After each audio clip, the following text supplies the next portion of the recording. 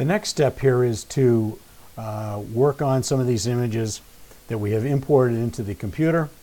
And what I'm going to do is I'm going to show you some of the work that I've done on a JPEG that has some color problems.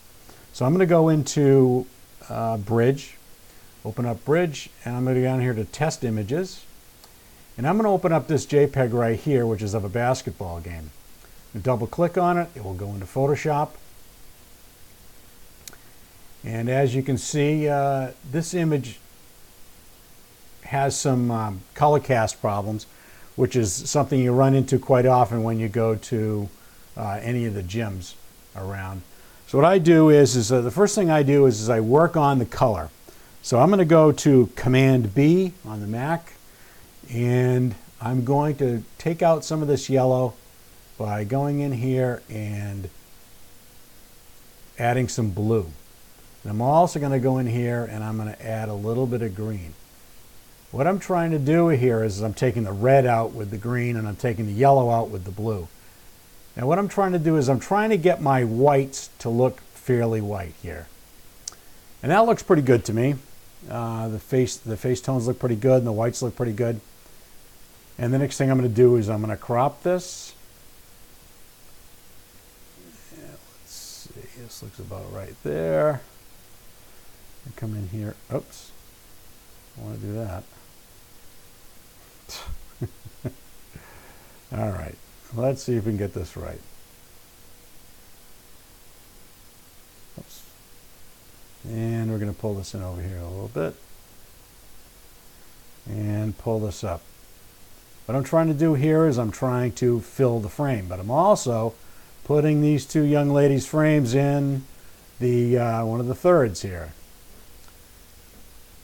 Okay, now there's two things that we need to do here. If I wanted to output this to print, then I would the sharpening that I would do would be pretty minimal, but you always do this last after cropping.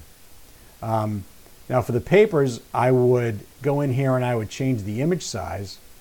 The image size would be 170 by 10 inches on the long side if I wanted to do that for the newspaper. And I would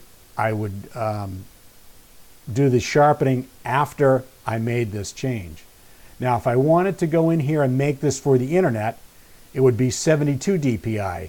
And I'd probably make it about 10 inches as well, and I would do the sharpening after that as well.